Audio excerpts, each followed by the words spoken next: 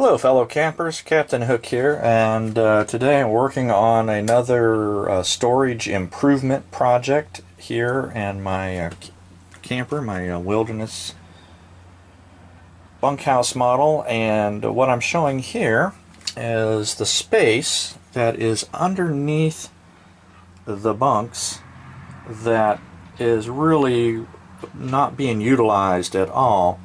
And what I have done here is I have installed some of that insulation around the perimeter. The type of insulation, you may see them, they use them on metal buildings and stuff to provide some insulation, so to speak.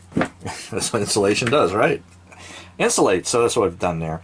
And I've gone ahead and already installed this door here that will give access. So let me get this door open, and so this is what will ultimately be here. So we get down in here, and so this is what the storage space looks like. In a few minutes you will see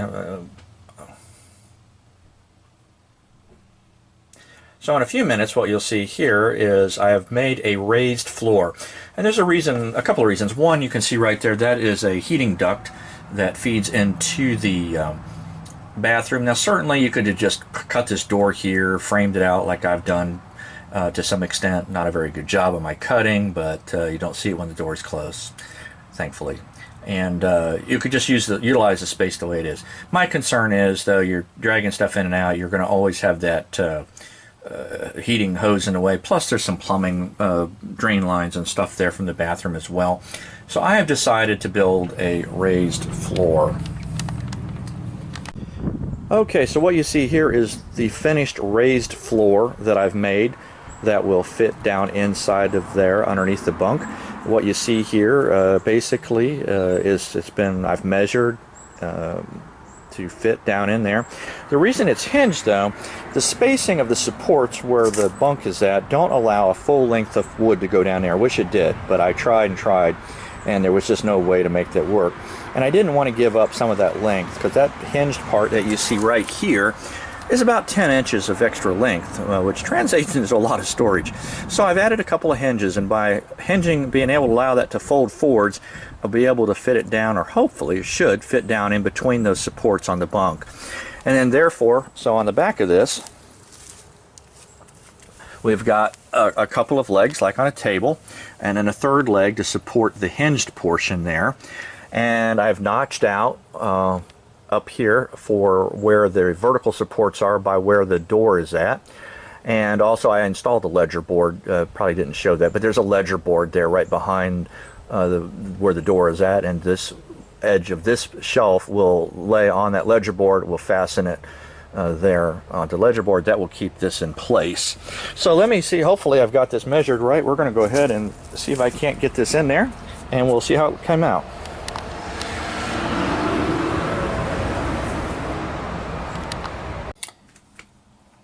Alright, so now we have the floor, if you will, the raised floor, or the shelf, however you want to refer to it, installed. And like I said earlier, by putting those hinges there and allowing that to fold, it's able to fit the entire assembly down through these relatively narrow openings that support the bunk bed boards. And so now that is above the ventilation and plumbing that's down there. It's underneath all of this. Allows you to have pretty much, you can push stuff back in there and not have to worry about banging into wiring, plumbing.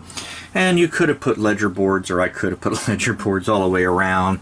I did not, and maybe I will need to. We'll see, because really all I'm storing down here is stuff will be in plastic totes, extra blankets, things of that nature that will be already somewhat contained. So I don't think anything really will be able to slide off. And if it does, or if something does fall down there and you just can't get it out, really, you can probably just see there in each corner of your screen, there's just 2 screws that screw this floor down onto that ledger board.